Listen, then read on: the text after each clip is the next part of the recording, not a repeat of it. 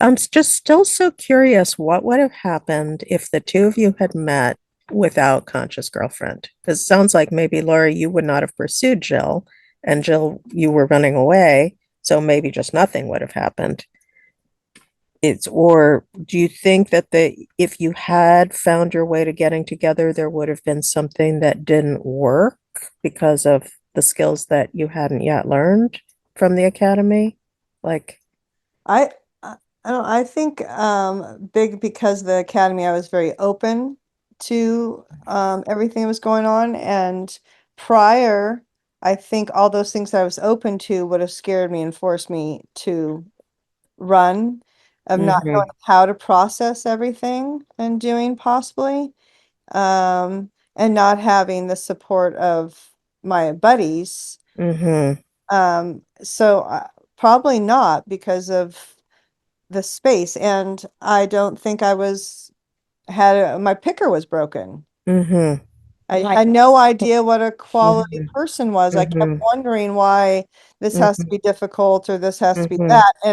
And having relationships in the past were very smooth and easy, but knowing they were probably not going to be forever because she was 10 years younger or whatever whatever my things were in my head or something mm-hmm, like that, opposed to seeing forever, as I mm-hmm, saw forever with her almost immediately on the mm-hmm. ship.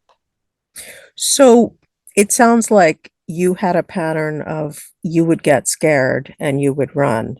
And that would have fit perfectly with Laurie's old pattern of being anxious and having somebody run, Mhm. right? So Yeah. there's something that changed in you, Jill, to enable you to just stay when feelings came up. hmm Yeah, And and having the language and be able to, talk myself down and ask myself questions of what's going on and kind of getting to Yeah. the bottom of it, how we work with that. And knowing that this isn't real, whatever I'm feeling, it's something mhm, from my childhood, and having those, because I've gone through the talks with you guys or exercise homework and seeing where those connections come back to when I was right, 5 years old, and does it right. apply? I'm always having those little situations where I get completely nervous, everything's over the top. It has nothing to do with me as an adult is 58 years old. Yes. I almost said 57. I got called out on the cruise for lying about my age. And it was right before my birthday, so I'm really messed up with my real age. Oh. But So it's the ghost versus messenger thing again. yeah. Like that each of you, this really feels like a parallel. Each of you has noticed that when you start having those triggers come up inside, but it sounds like the difference is because you're able to recognize, oh, this is my trigger.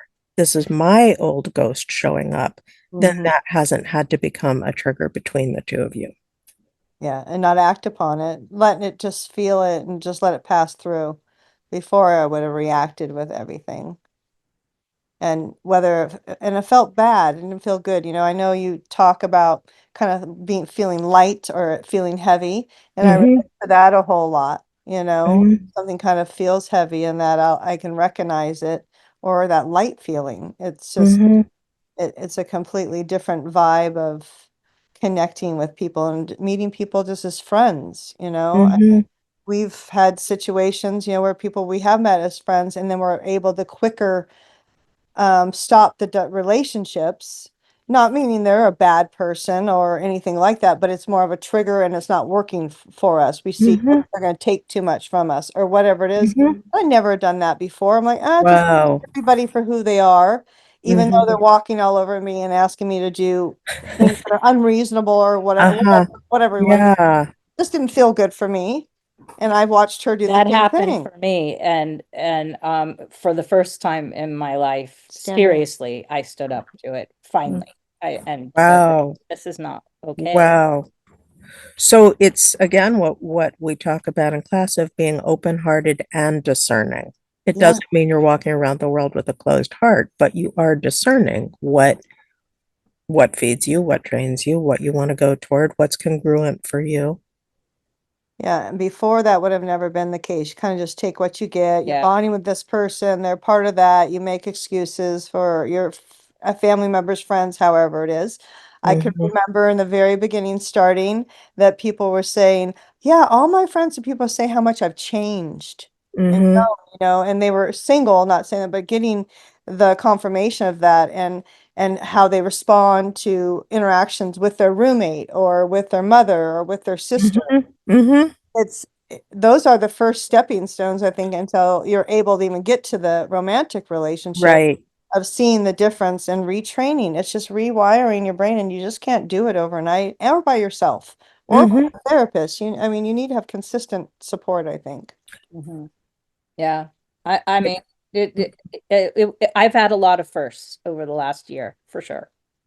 And those moments I sit back with later on and think, wow, you've come a long way, like a lot of change, a different life. And I'm calmer. Mm.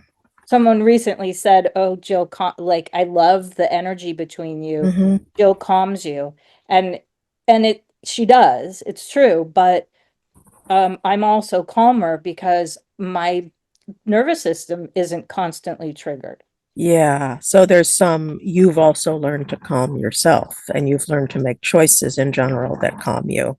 Mhm. Yes. Yeah, it's so important because I think as I said, in the lesbian community, maybe in the whole world, but definitely in the lesbian community, there is this idea of like, when I find the right person, everything else changes.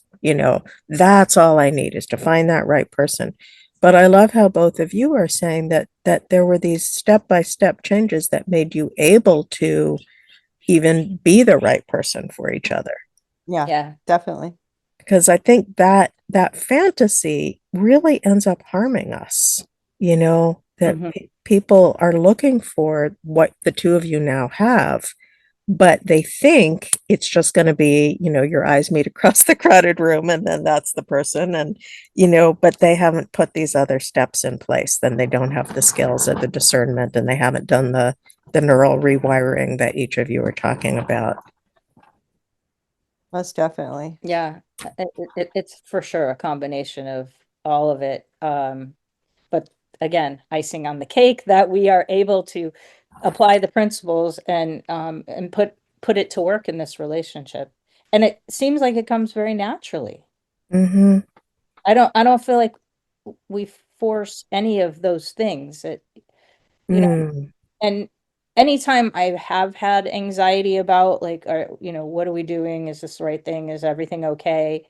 Um, creating those bad tapes in my head, Mm-hmm. I Mm-hmm.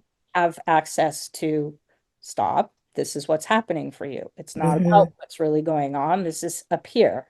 So you do a version of the score process inside. Yeah. So that's that self-regulation, the self-calming. Which is really powerful. Yeah.